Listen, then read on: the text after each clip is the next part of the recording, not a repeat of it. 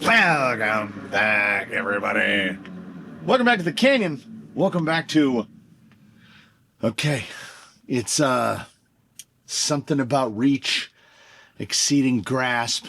We're going to try... it came from the Workbench, Volume 68, Episode 1, and we're going to try to do it all in one. We're going to try to do an all-inclusive because that means parts bins, to the rocks, all in one go.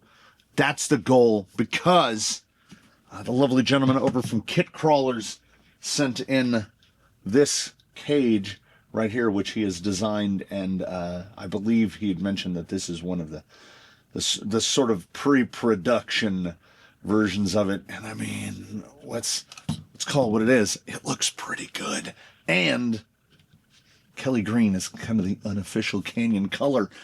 So let's do this. Was built to accommodate, it runs the Capra flat skid, right? Which has the little side guys on it to mount the links. So we got those two guys. We're most of the way there already. Designed to be fitted with an Amazon dig box. Here's a dig box. Here's one of my brackets for the dig box. This is an EcoPower 640. I just grabbed one. Nothing is centered on it or anything, so I must remember, before we plug that into any kind of electronics, take that horn off. 84 tooth spur. All of the Amazon dig boxes come with a metal spur. Throw it away immediately. Never use one. They are solid hardened steel, and of varying degrees of being centered. Some of them have a little waver wobble. This is a 14-tooth pinion on here because we are in betwixt pay periods here in the Canyon. YouTube money funds Canyon builds, the delightful things supplied by followers of the Canyon, drive Canyon builds.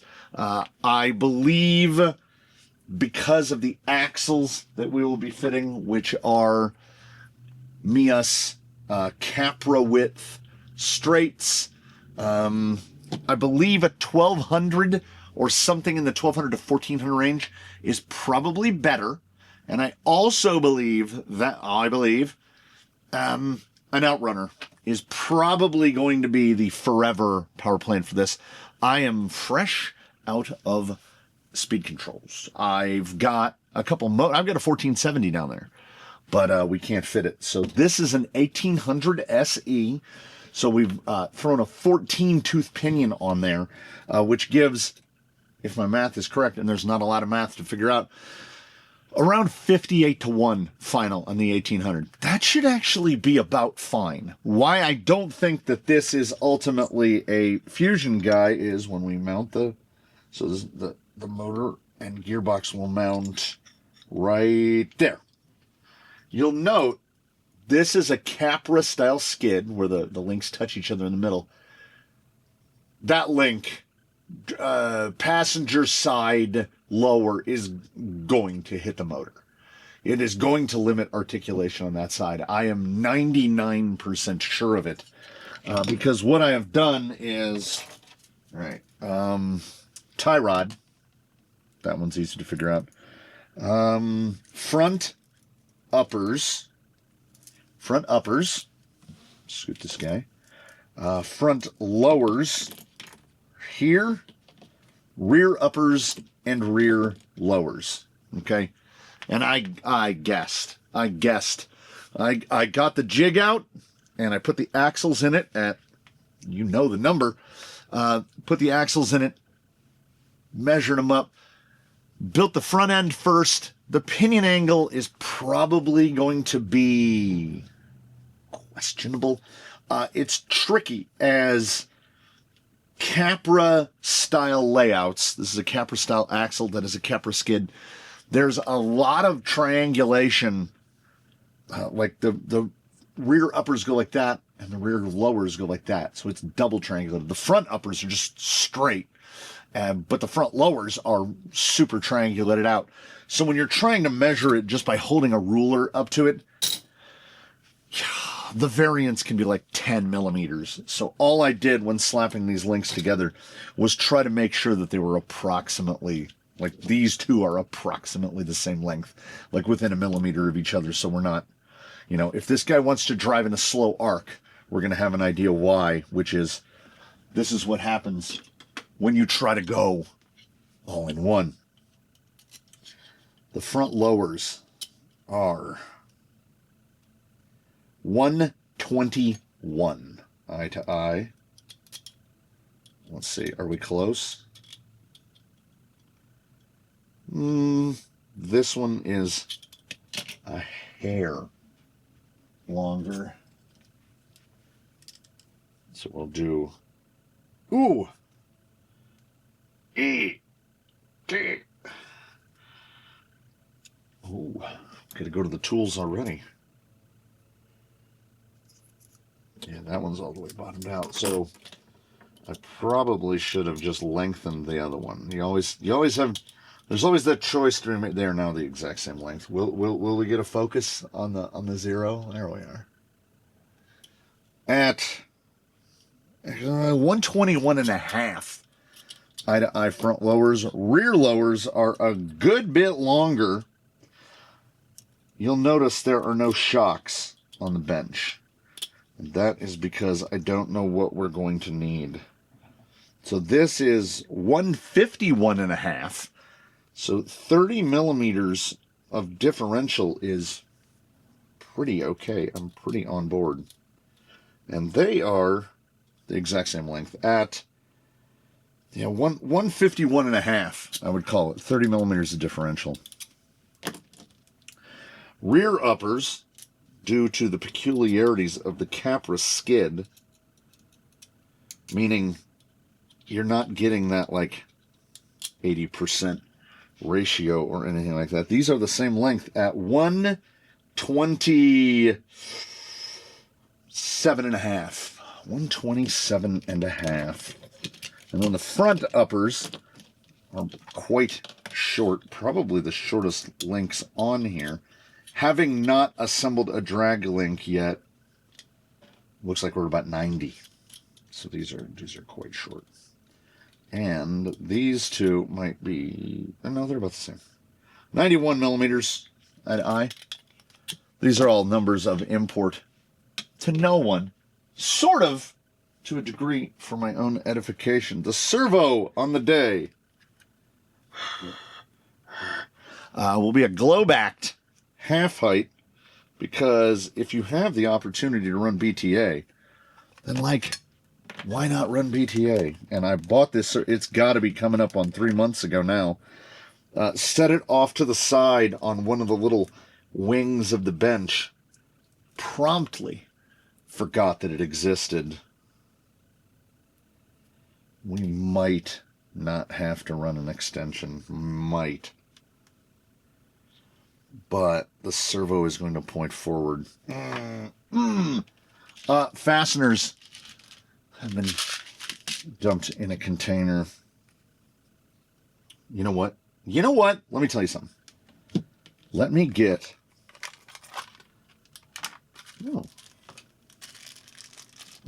it's all plastic horns. I was hoping they might have slipped a metal horn in there. If I've got one, we're going to go with the big long one. I also neglected to grab a radio that's in the bin under the bench.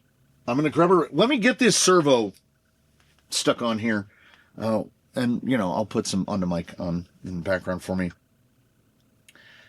Yeah, let me get this servo on here, and then we'll go about the process of getting our two servos centered. We'll haphazardly plug everything into a receiver. And then we can get to throwing links on this thing. There's not a lot, right? Provided, they're right here. I eyeballed up a pair of Vanquish drive shafts. They give you two links. Close? No. Close? No. They give you two links with the capper axle. One of these might actually get close for the BTA servo mount. We're gonna find out momentarily. Where'd that servo box go? Who took it? DC 5 to 8.4 volts. They're claiming 35 kg a centimeter at 5 volts, 180 degrees of travel. At 8.4, they're claiming 50 kg. So we're going to be below 50 kg because we can only go 7.4 on that.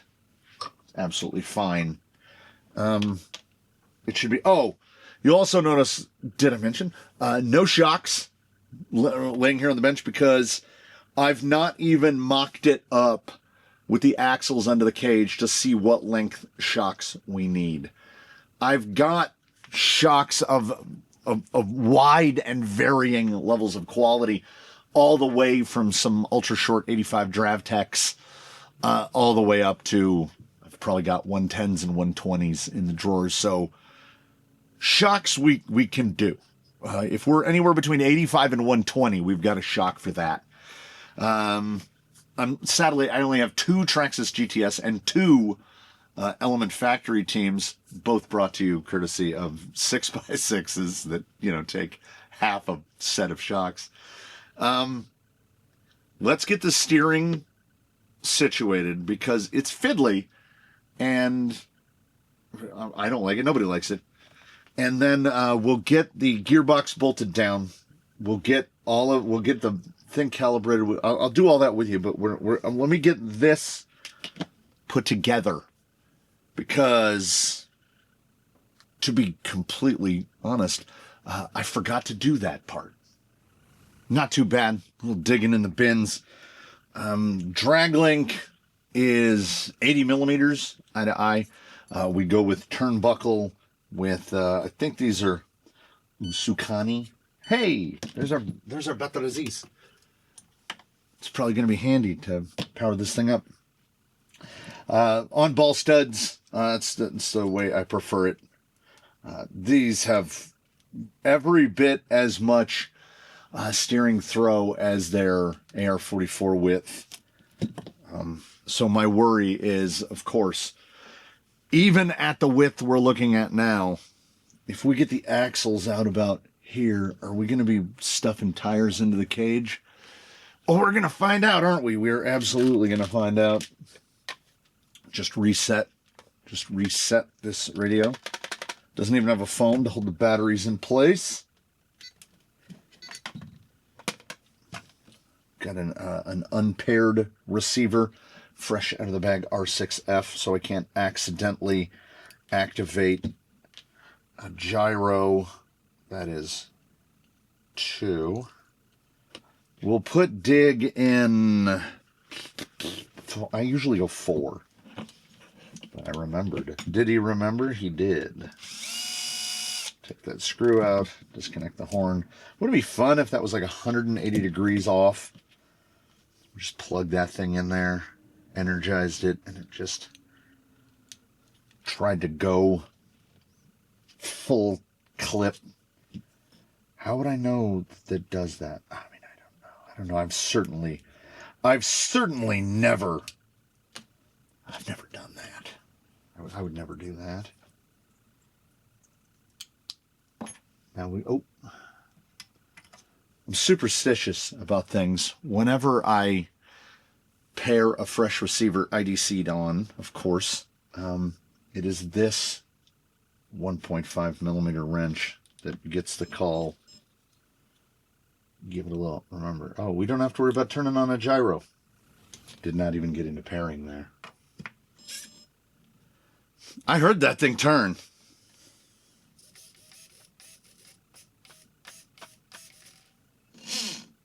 Ooh.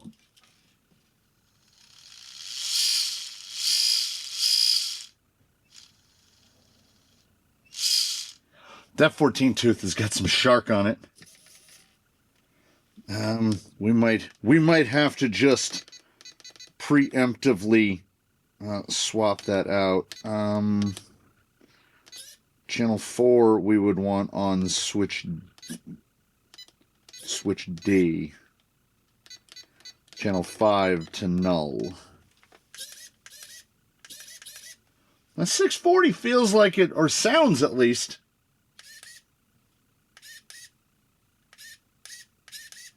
not only is it pretty fast, but it's going the correct direction. Who would have thunk it?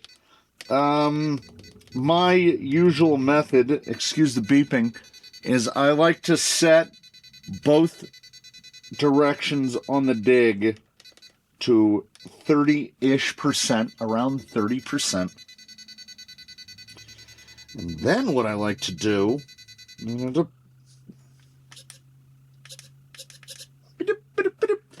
this is why the speed on a dig servo, either on the one hand, you can regard it as doesn't matter because you're going to be using, if we're 30% in either direction, we'd be using 30% of the total throw. So it's going to be real fast. It's going to be real fast.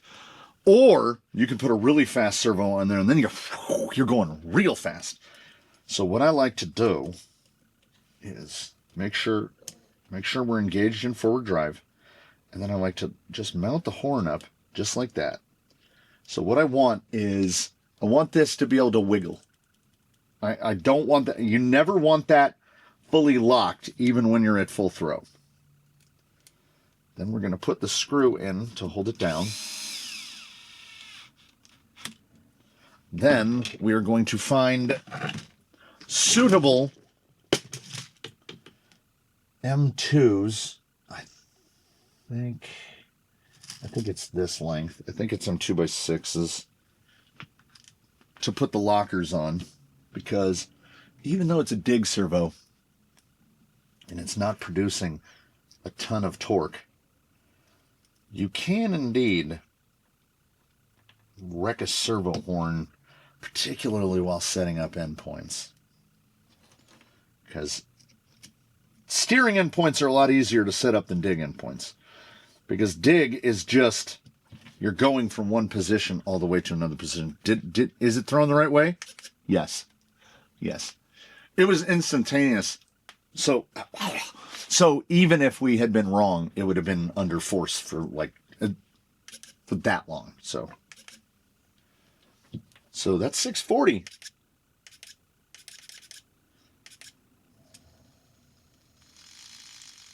Ooh, that pinion is UGLY. It ain't got no alibi. So then what we do is we go this way, and we'll go, and that is the correct direction. Give a little check here. Nope. Go up about another 10%. That's locked.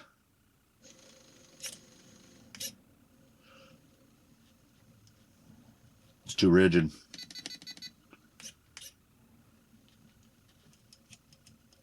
It's that big of a difference, man.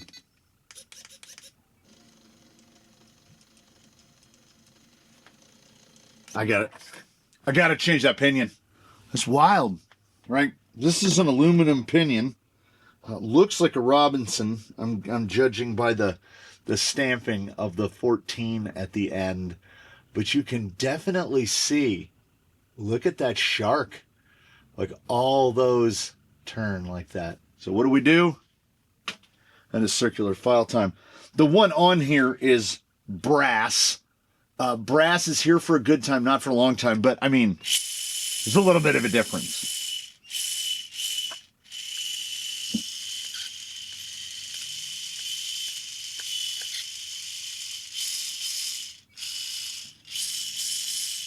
It's not the quietest thing ever, but what I have to remind myself regularly is, buddy, that's not a stealth. There's one plastic gear in total. And then it goes metal, metal, metal, metal dog. You've got the clinky clank of that linkage flopping around. Here's the deal. On the bench, might sound a little growly. We'll get it outside. It will sound absolutely fine. So I think I've got the horn a little, or I've got the link a little short, but we would want to go this way, because this is why I strongly favor turnbuckle, because that was ugly. That was ugly. Who wants to do it? Nobody. Certainly not me. Who wants to go through the bin of hardware and dig out the screws that never should have been reintroduced back into the bin of hardware? Not I. Backwards. So, we're off that spline, and now we've got to reverse the steering direction. Wait. Yes. While we're at reverse, might as well reverse the throttle while we're at it because it's a hobby wing. Well, it's appreciably fast. Now, there should be a turnbuckle wrench somewhere here on this bench. Now we're going to lengthen it out until we get it straight-ish. Bring back turnbuckles. Make turnbuckles the standard again, please. I ask anyone who is involved. Gotta go with the backup. The backup's gone too. We need, I want to say this horn is going to be better off with 2x8s. And again, this is one where when we go to set the endpoints, we want to make sure this guy's locked all the way down. That was all foot. 100% foot. That's how you didn't hear that loud clatter as it hit the ground. You know what hurts the worst? Dropping on top of your bare foot. And I don't mean weight-wise. I mean, obviously, if you drop a bowling ball on your foot or a cinder block or something, yeah. It's an ice cube, man. Like, in terms of power to weight ratio, you're bleary-eyed and you go to the fridge and you open it and the ice tray has overfilled and just one ice falls out and it hits you right behind where the toes end. It feels like somebody just full-on swung a hammer into your foot. This little guy just bounces straight off. We need to go back to endpoint because we're probably not going to have to limit the throw as much on steering. We ended up about 35% one way and about 65% the other way, which is about half throw. So it's throwing about half, which is speedy. And then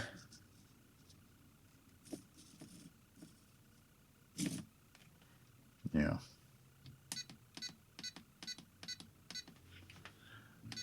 I'm just looking at an air gap between the limiter and the knuckle. It's about 85% that way.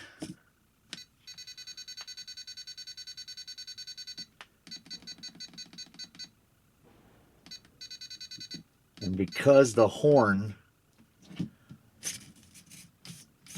is off to one side, we're about 85, 105 because just that little bit of horn over. As long as nothing is binding across the top, and I see air, I'm wondering, we'll know over time, is the square part of the turnbuckle, well, you'll notice, maybe you will, maybe you won't, I lopped off the panhard mount because that would pass right through it. That's a lot of steering. It's a lot of steering. It definitely looks like full throw to both sides. I think we're absolutely golden. What's golden? Us. Let's do a little one of these.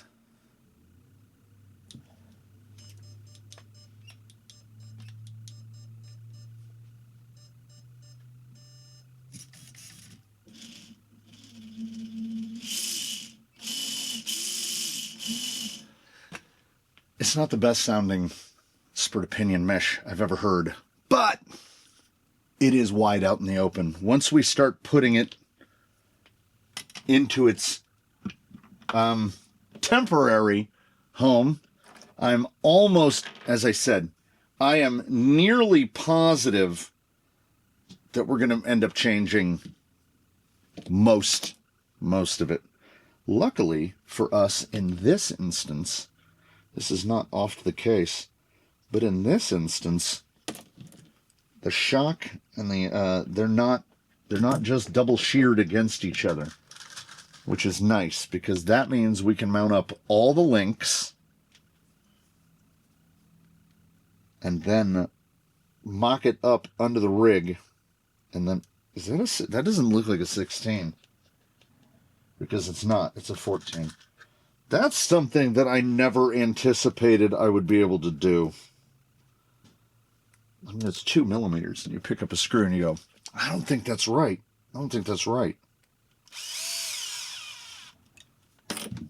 So we've got, these are, I think it's all Mias. I think it's Mias all the way down in terms of rod ends. Links are whatever got pulled from the bin. Well, drawers now. I don't have to bin anymore. I've evolved, and I now have link drawers. So we're using the big bend because these they have to touch each other like that in the center.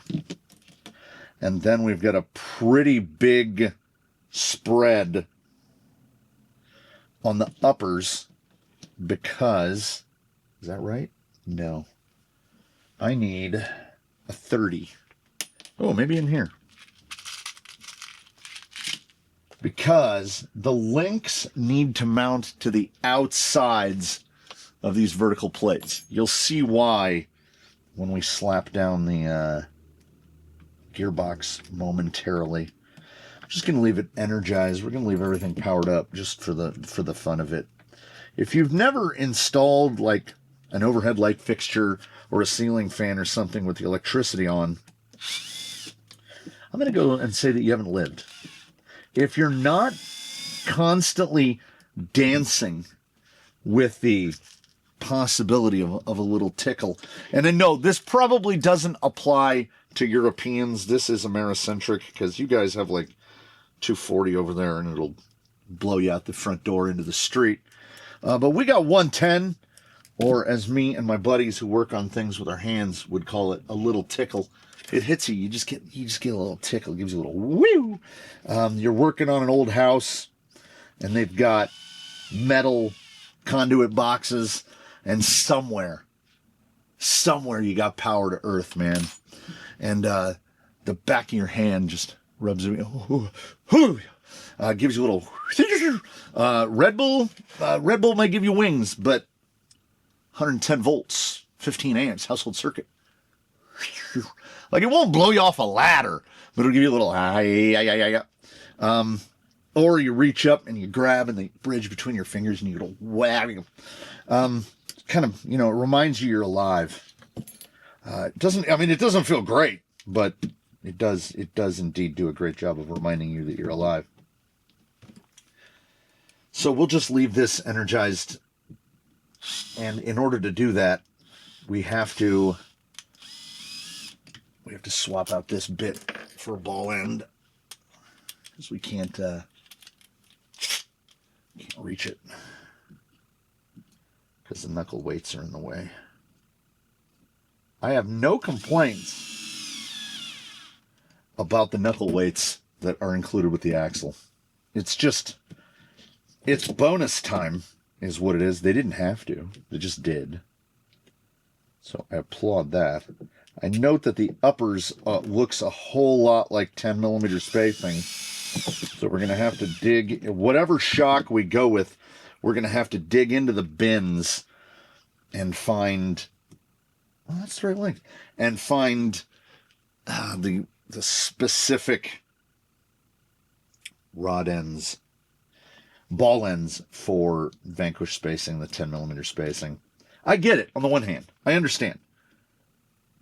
It is to allow you can flip because it has a neck on the hollow bolt, so you can angle your shocks depending on what the width of your chassis is, right? Like if you have the wider chassis, you can flip the balls around so it moves the shocks out apart. The thing is, I'm not convinced as to how much utility, how much additional strength are we gaining by double shearing shock mounts, because there are a great number of axles out there that do not double shear their shock mounts. TRX4, notable there, and it never seems to be a problem. So ultimately, I say unto thee, bow, bow, if you don't want to buy double shear, that leg, say it's a combo leg, so your shock mount goes in there. Just cut that off. Just cut that outer tab off. It's not going to impact the strength to such a degree that, like, it's promoting mechanical failure. At least I do not believe that it will. Now, inside this bin, there should be some flatheads. I can hear, I assume the microphone will ignore it, there's a droning mechanical sound, like it sounds like distant bees. They're building new townhomes currently down at the end of the street, and it is an entertaining process, to say the least, because the first wave of townhomes that they built down near the end of the street took a full 4 years. They began during, remember COVID? Remember when they closed everything down? Began during the times of COVID. So like late 2020, they had broken ground and they started building the first ones. And it wasn't until like early 2024 that people started moving in and filling the units. And you know that based on their location, I mean, I don't live in, this isn't Bel Air, but those things are expensive. Those are real expensive. So whoever was in charge of holding on to the money, they were sitting on that for a long time. And now we're definitely not in the COVID times, because they're building the second units of it, the second phase. And the first building, they were plowing earth like, I don't know, 9 weeks ago. And the roofers were putting the roof on it. It's crazy how fast they're building phase 2. So they must have sold out of phase 1. And when you're talking about, I want to say the first phase was like 400 units, something like that. When you see that kind of construction speed, you know money. You know there's money involved. The answer is money. I didn't think this out. Didn't think out how this, oh, you know what? Maybe it doesn't even matter. I like this pin retention on the one hand, and on the other hand, I go, I don't know. Nope. Because you kind of got to dance it together. And your choice of rod end is going to really impact how easily this goes. Hey, all right. All right. Because you have to put the pins in. Here's what I'm really getting at. If you're running this type of a skid, which attaches in this type of mechanism, yeah, we're gonna power down right now. We're gonna power down. You better hope that if you ever break a rod end, it's at the axle side. If it's at the chassis side, it's gonna take you a minute, because it is the 2 pins that retain, and the pins themselves are retained by the plates that are the side of the center chassis. So you'll have to remove the body, you will have to remove the plates so that you can remove the pins. In order to remove the plates, you may or may not have to remove your upper links. This can turn into a thing on the real quick. Now, I want to say these are 14s, And there's a bunch of screws in this little servo tray that appear, at least from a distance, to be 14s. So I have a camera. I got a bunch of cameras, but I have a camera that is right outside the door of the workshop. And it was formerly one of those, it ran on a little rechargeable battery, and it had a solar panel going to the battery so that it wouldn't go dead. And the solar panel, due to the amount of tree cover that we have, the solar panel wasn't enough. So if you have something attached to a solar panel and you still have to remove the battery to charge it, you're like, what are we doing? And it's not in a remote location, so we can pretty easily get away with a wired one. So I replaced it with a wired camera. This wired camera is like that when the cat stares into the corner and you nervously say, "Oh, honey, what are you looking at, buddy?" This camera will false, sometimes not, and then it will false sometimes 70, 80, 90 times a day. I'm getting an alert on my watch every 5 minutes. Movement detected, movement detected. Now these are newfangled, right? I was under the impression that the newfangled stuff was supposed to look for people. There's no people out there. Now, I mention this because this is relevant. Yesterday, the singular day prior to where you're sitting now, and you wouldn't know one way or the other, it did not false. Not one time. Every time it said motion outside your workshop, there was a person there. And then today, it's back on its usual nonsense. It's already, since we began this portion of this recording, not even the whole thing, it's falsed at least 5 times.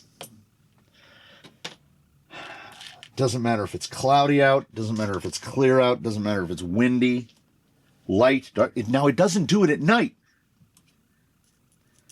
So, as I said, there's a lot of tree cover. All I can figure, this is absolute guessing. That's a 12.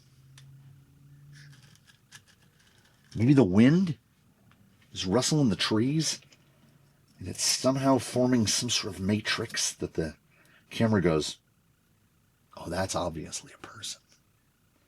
I had a wasp. Like, I don't know. Well, let me go down another avenue. We have a bird, local bird. He's a little thing, a little tiny, like a little songbird.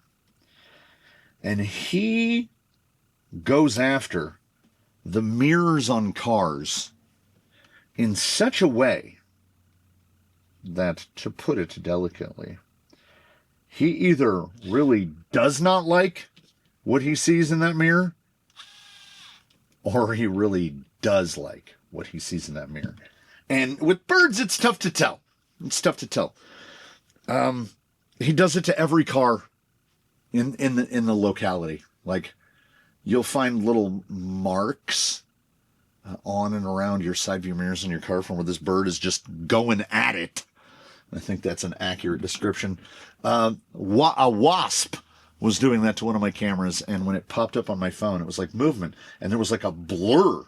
It was just like a streaky blur. So I opened it up, and it's like, oh, here's what you missed. And I was like, nobody wants to see a wasp. That, like, he filled the whole screen on my phone. He either really liked what he saw, or he really didn't like what he saw. It's tough to say.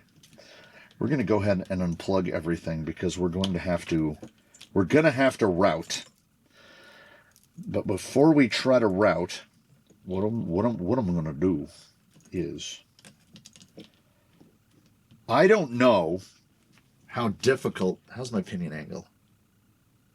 My pinion angle is all right. It's okay. It's okay. So this skid to me is an imperfect operator, and here's why. The base plate is metal. I would prefer Delrin.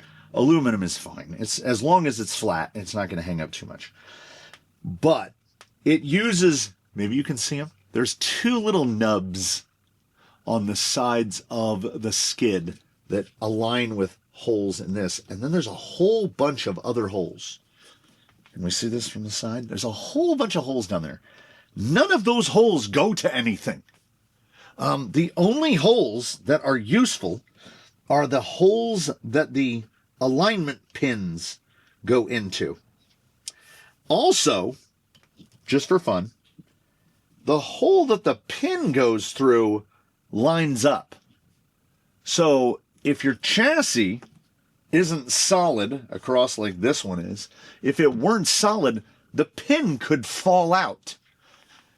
And riddle me this. Why isn't at least one of these threaded, drilled and threaded, so that you can put a screw in, so that you can hold the side plates in place while you attempt to assemble your vehicle? I feel like that would be great, because all it wants to do is fall apart. Routing that is going to be super fun. Okay, let us just see how bad the clearancing is. Like, I figure what I'm going to have to do is I'm going to have to rock this over like this. Oh, it's not bad at all. It's not bad at all.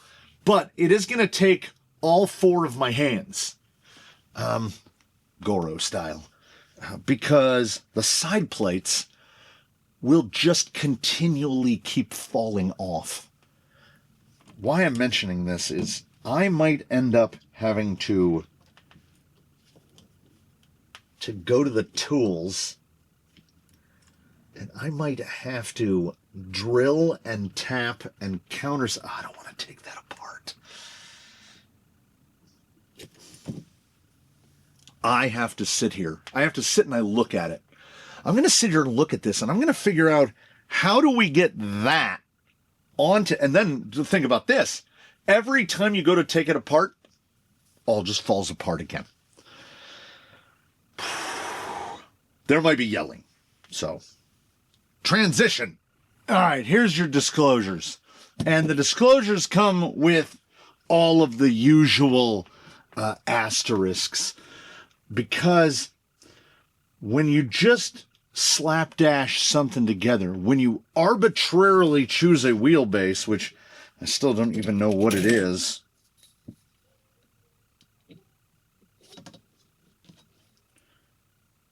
It's like, is it dynamic? Yeah.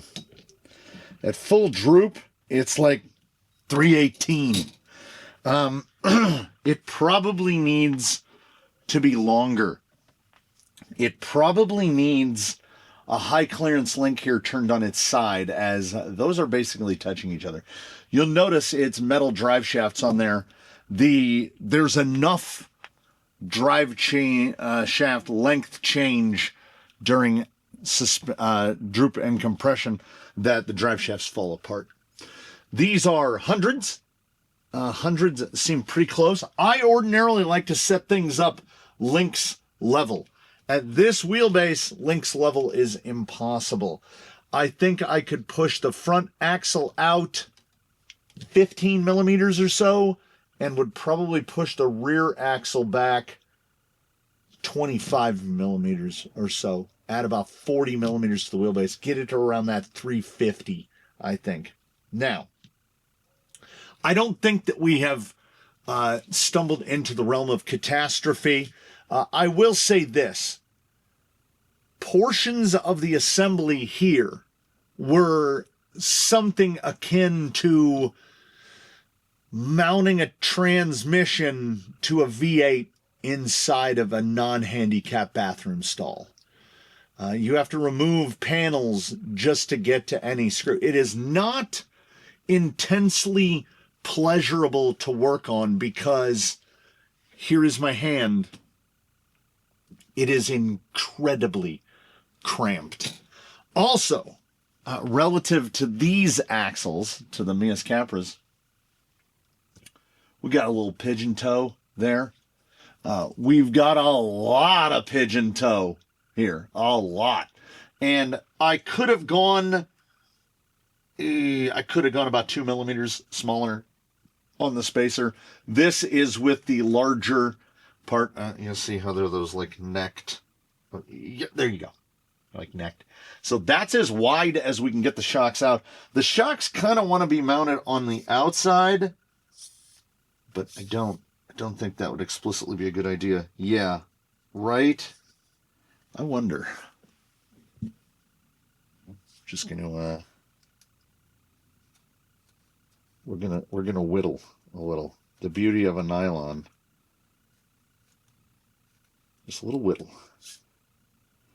I think that was it. That we removed that amount of material, and now I lock. And I don't feel that like it feels mushy. Why I think that my selected wheelbase is a little short is there's silver stuff falling. There's one in the middle of my hand because the servo horn is just bang, bang, bang, bang, bang. It doesn't do it under compression. Right there, I can feel resistance, and I'm not 100% sure what it is. I thought that it was. I can't isolate it. It only does it. Nothing looks like it's not full smooth in the front.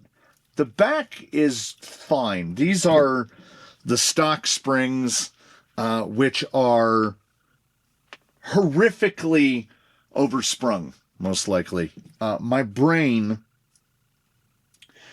again, let's call out Axial for what they've done. When my brain sees a gray spring, 10 millimeter, or 11 millimeter, when it sees a spring of roughly this size and scale, and that is gray with a red band on it, that's 1 pound. That's 1 pound per inch because that's 10 Pro Springs. These are not 10 Pro Springs. These are Coyote Springs, and 2 of them are 2.6 pounds per inch. I'm just looking at the coil thickness, and I've got that one, and that one lighter, and that one heavier. So, I accept no response. And here's why. Because here are 10 Pro Springs, and if you'll notice, that looks exactly like that, right? Where's that yellow? Where's that red band? There we are. So, I have to pop all 4 of these shock springs off. I have to determine, I'll just take the heavier ones. There's 2 that are like 1.5 pound. We'll put those in the rear because the front is, I would like the front to sit down as far as it can. I will put the 1.5s on the rear and the 1 pounds in the front. We will grab 4 tires. We'll slap it on this thing. We will find out if we 50-50'd. Is the motor rotating in the correct direction? Because it is forever 50-50.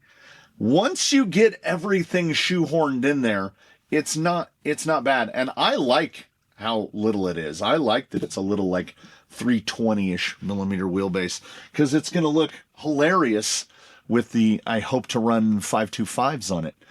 It's going to be all wheel on a little low profile guy. Here's what I'm not going to make you watch. It's going to go like this. We're going to go like this. Oh, also, other note to the design engineer. Up front, because of the proximity, you can see right there, of the hood, and 2 notes. The hood is attached with 4 screws. You see there's a battery nestled in there. The only way that I can figure to get that battery in and out is to take the 4 screws out of the hood. That's not exactly quick release. Then you have the proximity of that screw to the hood. If you put them on conventionally, which is screw from the outside and then nut on the inside, it's hard to get the hood on and off. So I ran the screws from the inside. The hood box needs to pinch more, I would think, to get that shock knot. You want them a little bit more like that. It doesn't ultimately matter. I just think cosmetically. Anyway, the rear could stand a little more taper as well. I think cosmetically it looks fine. I think that a Capra axle is my guess as to what this is going to be mated with. And I feel like what it wants are center pumpkin Capra axles with servo on axle, and it's scooched out forward, so the servo is basically sitting right here. I don't really care for that look. I do prefer this look. So if this just had a little accommodation, because I don't do my due diligence. I did not ask the designer what axle should go on it. He mentioned the gearbox, so I pulled one. I would honestly, at a 320 with this much steering angle, I would probably just put a Stealth X in it, because then it would be whisper quiet, and I don't know how much dig we're going to need. We've got so much steering through. So we got the shock. Let's hope that we can pull, yes. So pull the spring off. I was told by a gentleman in no uncertain terms that I did it wrong. I said, well, if I did it wrong, tell me I did it wrong. And he said, you did it wrong. So what we do is we take a caliper, we measure the length of this. It's about 35 millimeters. So we're going to set this to around 10 millimeters. 999 will do for us. Set it to there. We're going to place this spring atop the scale. We're going to turn the scale on. We are going to make sure that the scale is in pounds. And then I'm going to depress this spring 25 millimeters. And that is a 1.65 pound spring. It required 1.65 pounds of force to compress that spring 1 inch. That is where pounds per inch comes from. Now we're going to pull one off of the 10 Pro shock. We're going to set it on the scale. We're going to do the exact same thing, and it is 1.04, which is close enough as to approximate 1 pound. Then we're going to drop this guy on here. We're going to put cup back on, reinstall our spacer, which could ultimately be a little bit narrower. I'm going to reinstall the lock nut. And then I will do that 3 more times, because I know that none of them are right. All right, then mid 1.6s. They're like 1.65, 1.68. It's not overly scientific. We get the bonk, we get the crossbeam bonk, but we definitely get full articulation, so good to go. Again, crossbeam bonk, but we can get full collapse. There's a little bit of resistance, and it feels like a hollow ball is fighting a rod end a little bit. 1 pound in the front, 1.6, let's call them 1.65s in the rear. We've definitely got a bit more lay down, so the effective rate on that is probably in the 1.3, 1.4 range, which is probably a little more appropriate. And the fronts are really not leaned down very much, and you could stand them up even more. We're all the way in the back hole.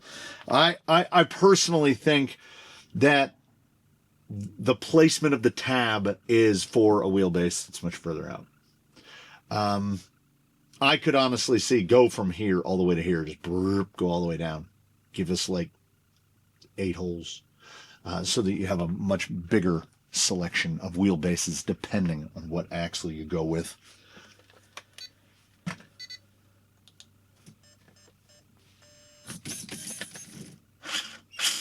Hey!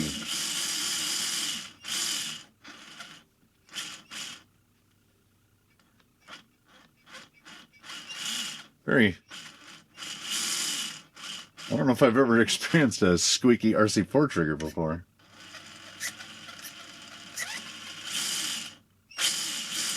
See, not nearly as bad. I mean, oh, At full droop.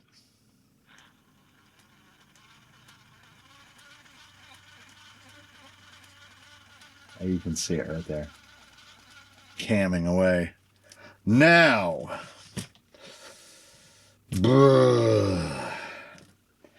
It's a fix. It's not that hard.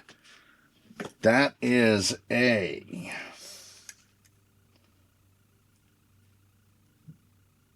between an 80 and an 85. Let me get 285 HCs that actually look reasonably close. Yeah. So what it looks like is this. Follow along. We power it down again so that we can turn that to the side. We'll do this one first. Luckily, there have been no zip ties installed. There have been, because if I had to pull that pin, if that pin that's running right through there had to come out right now, I would throw the buck. I would go like this. And I would see you next time. But we don't have to.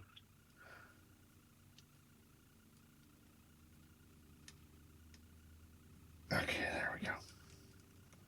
There's no real clean way to do this because it's high clearance. So what you do is you do your very best to try to spin this guy in. I ended up going with a pair of links that are a hair under 80. And I also, while doing that, found out why you can already see it, found out why there's a little bit of bind. That rod end, due to the angle on it, is just because it's going so far over. So I hit it with the Dremel as best as I could. Just took it off a little bit. Better on this side. Couldn't get it as clean on that side. And now the drive shaft is nowhere near it. Again, as much of this in component selection as in, sometimes these little heat-in inserts for 3D prints, sometimes they work. Sometimes they fall out. I can glue that back in. So wheelbase probably could have benefited from being longer.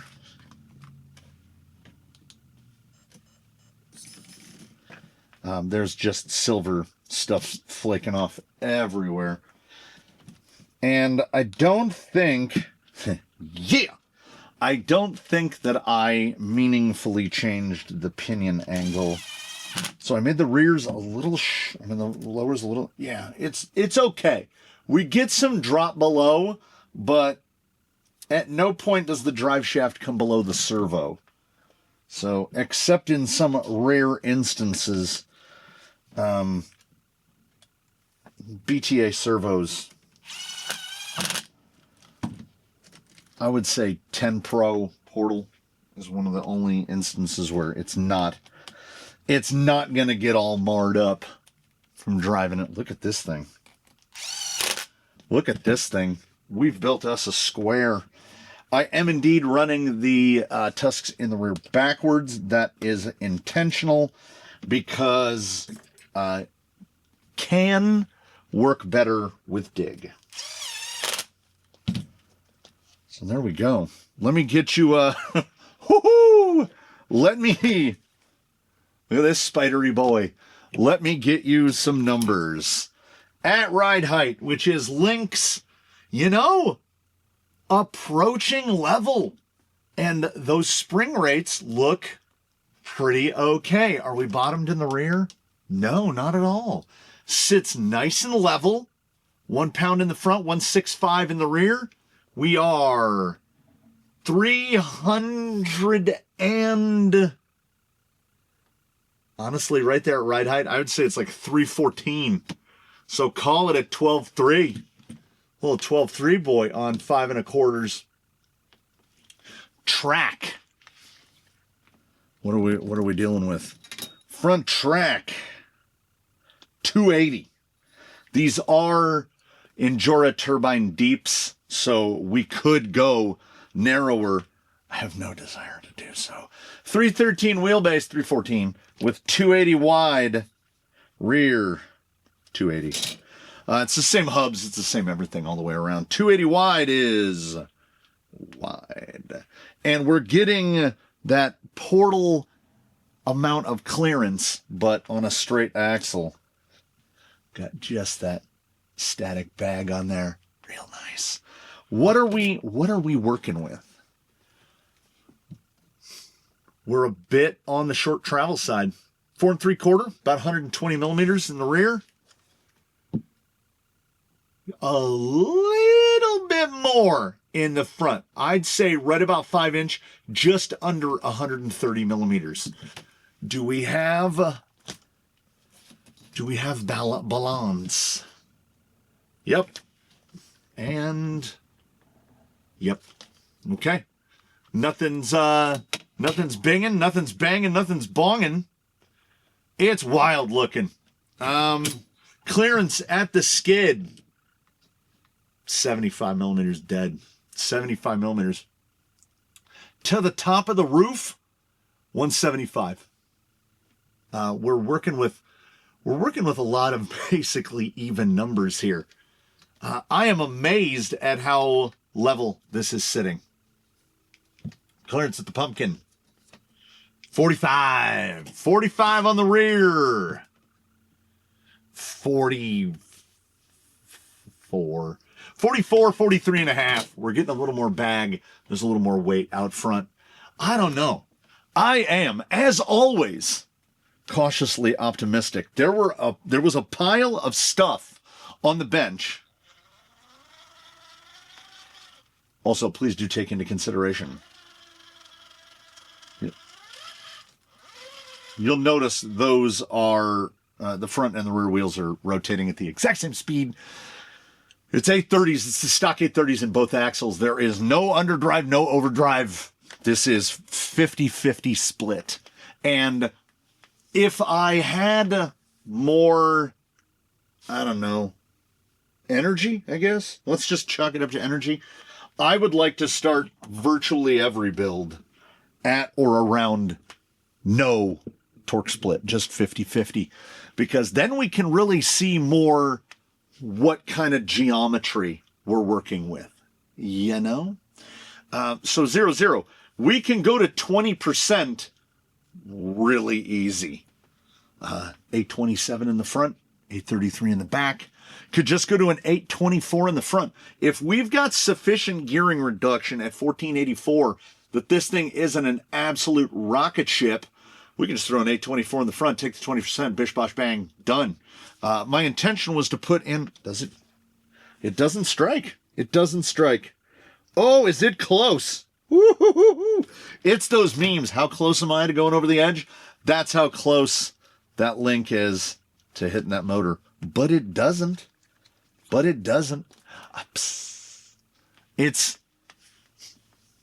think it looks amazing. We have combined the imperfections of two forces. Kit Crawlers and Crawler Canyon have mashed together to make something with no communication in between. I didn't ask him anything. I just threw parts at it. And here we are. And I am, again, I will remain cautious in my optimism, but I am optimistic nonetheless. And look at this. Here's the most important part. Look at that. Sorted them all out, put them all away. The bench mess for a start to finish installment is absolutely minimal. Absolutely minimal. Let's a little bit of the sauce. A bit of the sauce. We've got to make him, got to get him camera ready, right? These are the wheels that were on my wife's G-Wagon for a while. And she was on the 2.2 Canyon RTs. When I saw the look of the cage, I was like, yeah, probably. In-house sourced. What did we buy to put this together? Nothing. This is a bin build. This is, I don't know if it had a name. I think there was a paper. BC3 Kit Crawlers designed two-piece chassis. The body panels are aluminum with gloss green powder coat from Sencut Send. The skid is a Capra skid, black aluminum housing for 3-gear, Amazon Digbox. 3D printed microservo Digbox mount to fit chassis. It's included in the box. I didn't use it because it's on the bench. So he made a microservo mount. This is pretty clever. It goes on just like mine, only this screw right here goes to that screw for the spur cover mount. It goes like that. The mount looks like it would actually fit. Like you could fit it, but I kind of like this.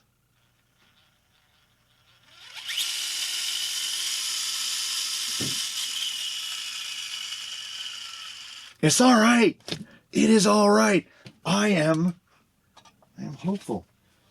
Hope you have fun with this one. Design is meant for battery up front and receiver in the back in the generic receiver box, which I think looks great. Hope it holds up to some falls and doesn't break on you. You're kind of helping me test this design so I can have some feedback on whether 3D printed carbon fiber filament is worthy of crawling and taking falls.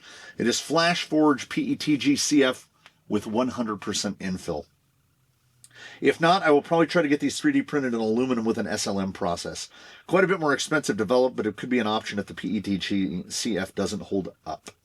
I have an aluminum prototype coming for myself soon and we'll be posting it on my channel. We should crawl together someday at the canyon. I would have a blast. Yes, you should, and we will, and we would. Yeah.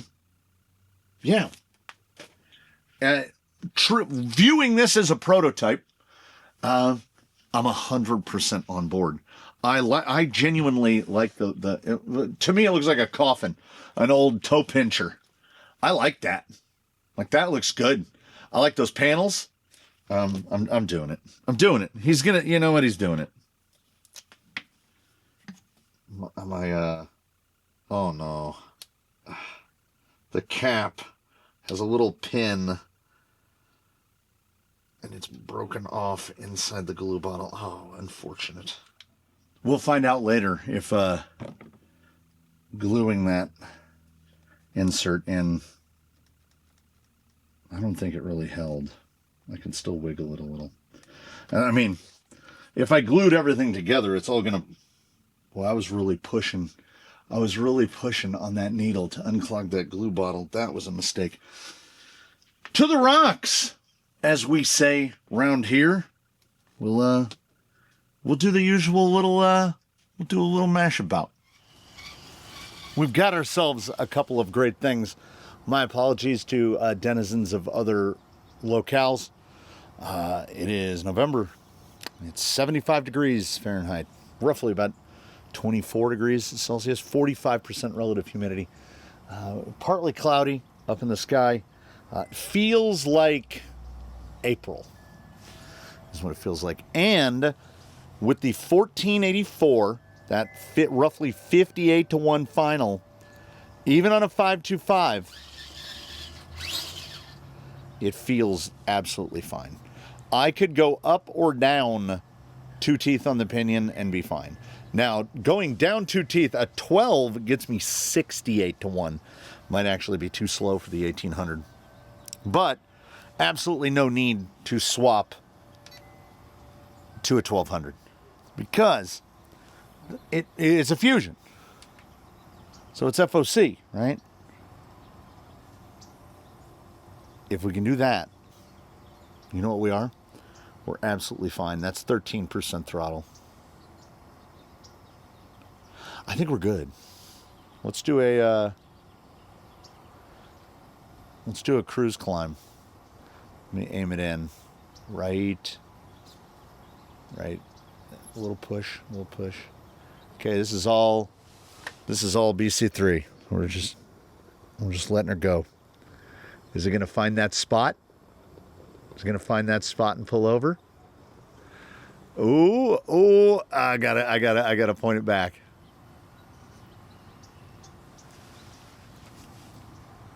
Just, you hear that sound on the bench of the gearbox, and you're like,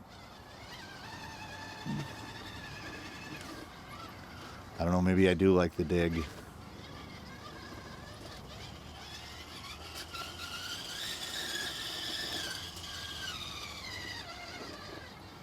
Ooh, she go. She go. It's rowdy.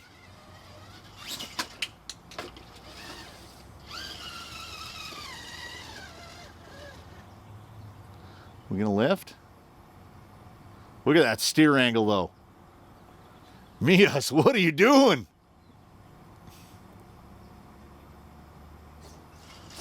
Some drift car angle there. Oh, it digs real nice. It's a little pushy. And that pushiness is either not enough weight bias, be that sprung to unsprung ratio, or I will definitely say we could get away with a little bit more weight in the front because the wheelbase is so short and the tires are so big. And it's identical rims, identical hubs all the way around. And they are lighter with Crawler Innovations little Novas in them.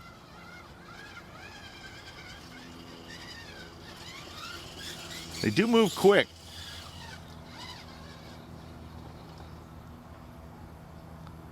It doesn't mind that low at all. Now,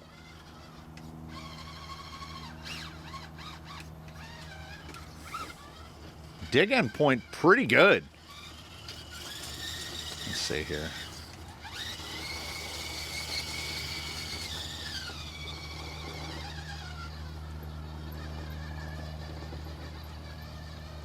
It's all right. It's all right. It feels almost like I need to throw it. Like even, I got to dig my bin. If I've got a pair of 2-2 brass beadlock rings, I think that might be enough. Just needs that front to mush just a little bit more.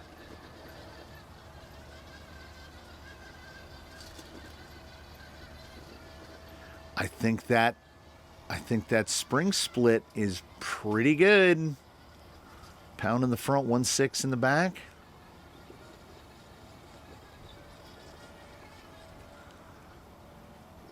That's quite tight. Without dig. Could almost get away without dig.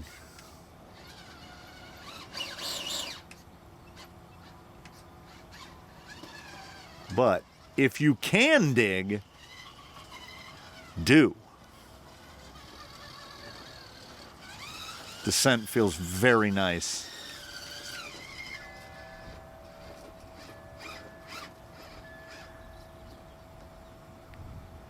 I like the forward velocity.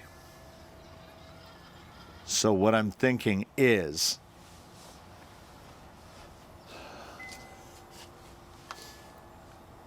hey Siri. Uh-huh. What is 58 divided by 68? 58 divided by 68 is approximately 0.8529. Okay, so 15%. So if we put a 12-tooth pinion on it and an 824 in the front, we're real close. It's going to be 4% faster, but with 20% overdrive in the front. I'm thinking that might be the ticket. Because I've been tinkering and in quiet to a degree. Is there a difference between overdrive and underdrive, right? I trend towards underdrive because I want to set my final drive, leave it, and then just slow the rear end down. But What about adjusting that final drive while speeding the front axle up? Does gravity, does the rig, does the world see a difference between the front axle spinning faster than the drive shaft feeding it, or the rear axle spinning slower than the drive shaft feeding it? These are the things that, as my wife would say, other people don't think about. Ooh, that's pretty good. All right. The usual suspects.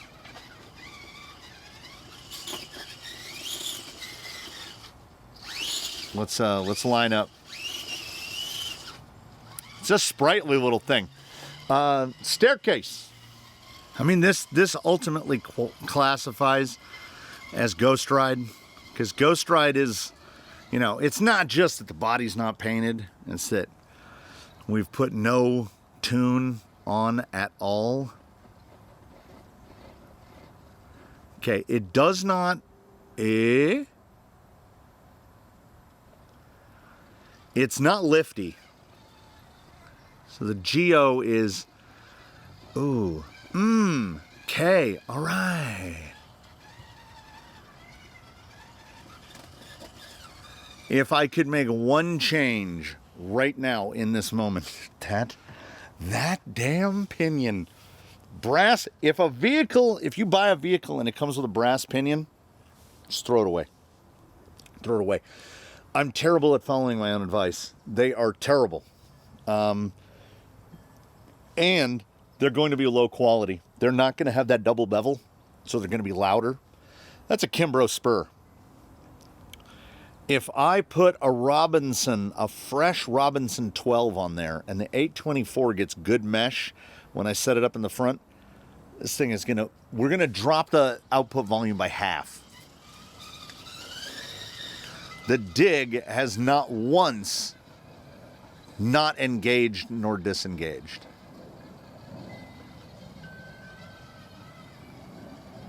The foams are really, really close. Really close. And they have minimal wheel time on them.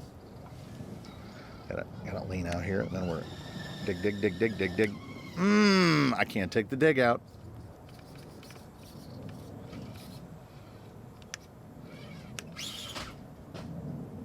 I don't know.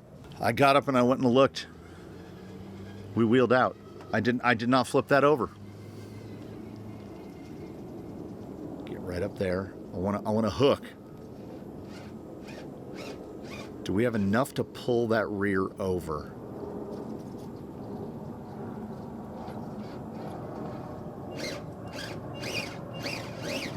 Oh, it wants it. Oh, something just bit me. I think it was an ant, though. They only heard for a minute. Oh, look at it. Look at it go. Look at it go. Come on, Tusk. What you do when you run a Tusk backwards is you sacrifice a little bit of forward drive for enhanced maneuverability. Is that pumpkin? I think that's pumpkin in.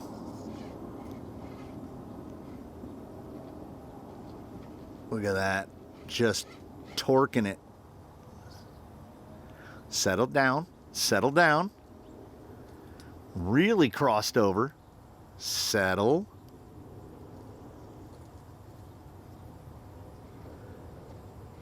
Really composed. I mean, we're not in a good place.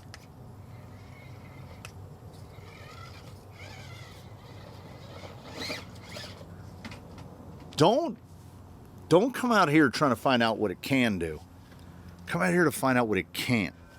And that is a little bit of the freedom afforded by, well, no Lexan involved. This is Lexan free. Yeah. I think we can benefit from a little bit of torque split. I think we can benefit from a little bit more weight in the front, down low. If it was bigger knucks, that.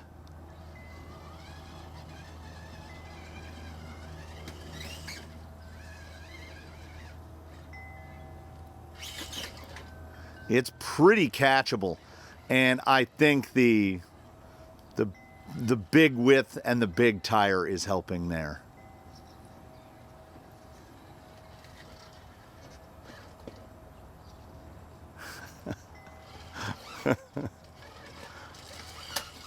I can get myself into a lot of trouble with this thing. And I have been one who has long said that 3D printing has its place, and I am resistant to it in a number of applications. And I don't know, as he said, he doesn't know if it's going to hold up in this application. See if we can get it here on the fingertip. There is the back corner of the passenger side shock tower. During that last flip, you can see it's sheared off. I just moved the shocks forward a hole. It's going to run the nose a little bit higher. Might get a little more waving into the air, but I didn't think I could glue it back on, and I'm having a good time. So that's proper flat stuff. No steering input at all. Real good. And what do we expect? 525 Tusks, Lil Novas, 280 wide.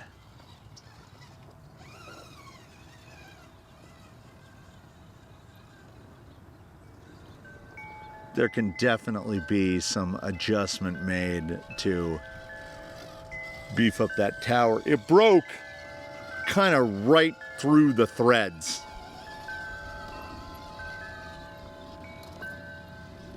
I mean, it could be as simple as a little aluminum plate. Instead of a lock nut on the back, just an aluminum plate that spans the 4 holes, and then put a bolt through an unused chock hole, and then it'll sandwich the whole tower. I should have thought of that. I should have thought of that before. But sometimes the thing that makes you think of the thing is the after. I mean, obviously, it's side hills. Amazing. Why wouldn't it? So viewing this as... There he is right there. He's coming down. Viewing this as a prototype set up by a guy that, you know, for background, the Zoku instruction sheets to put together Zoku chassis say don't use a drill to, you know, don't use a power driver to assemble it. Yeah, that's because of me. I use a power driver to assemble everything. I tend not to ask for assistance in any way. Just go in. Just go at it. How hard can it be, right?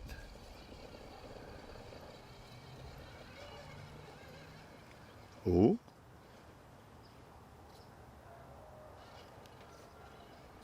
I could have dug that down, I think.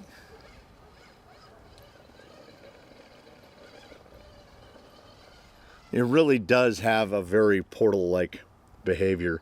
It doesn't feel like it sits as high as it actually does. And you don't notice it until you got to go through something. And as long as you can get pumpkins clear, it digs real good. The short wheelbase is not hurting.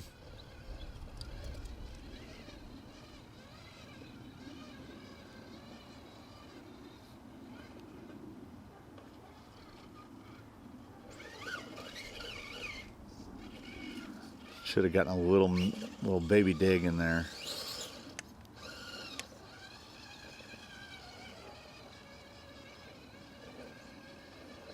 Didn't really hurt the front end at all going up.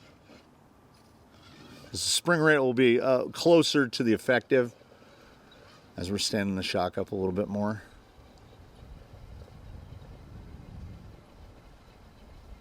Give me over. Give me over.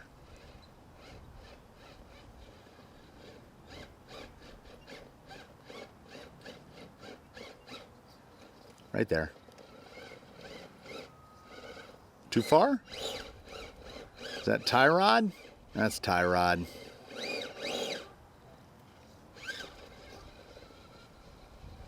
We hook that side edge. There's that little push. There's that moment where I can feel the rear out torquing the front. And we know for a fact that's easy to fix.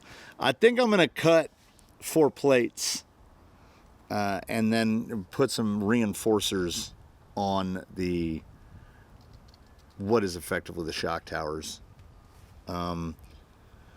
Because then if I thread and tap them and bolt them from the inside, I can go back to the old hole and just bolt straight to the aluminum.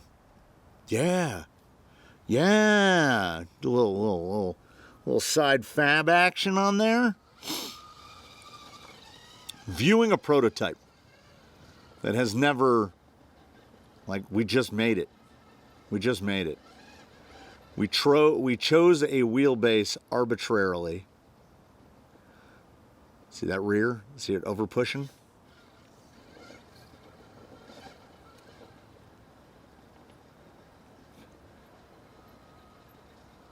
Right there. I want that driver front to hook better. Yeah, we need to take a little bit of gusto out of the rear or add it to the front, vice versa. 6 of one, half a dozen of the other.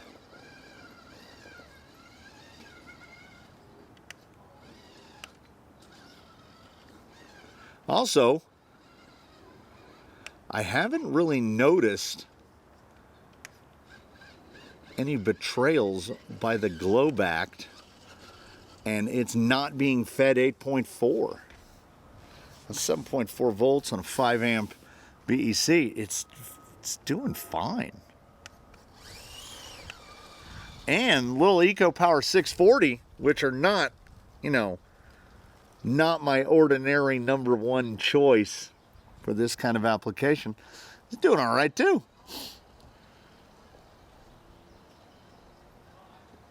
So, how much will be documented? I don't know. But the plan from atop the bucket chair right now, 824 in the front, so long as we get good mesh. Sometimes those 824s are real chatty. If we can get a good mesh on it, 824 in the front, regular 833 in the rear. Just pop it 20%. If it sounds gross, 827 in the front, 833 in the rear, still get us to 22%. And probably go down 1 tooth on the pinion. Go from a 14 to a 13. Make 4 plates for the shock towers, reinforcement / mounting plates, so that I can get the shock back to the other position. And then come out and do this again. I have no issue with the 525 tusk. I would like to add a little bit of weight to the front. But I would honestly kind of prefer it not to be rotating. I know Mias has brass to replace the alloy weights that come with the axles. I know they have brass now. That will be I guess we've got to order that because I haven't seen it anywhere except through Mias. So that might be out a little while.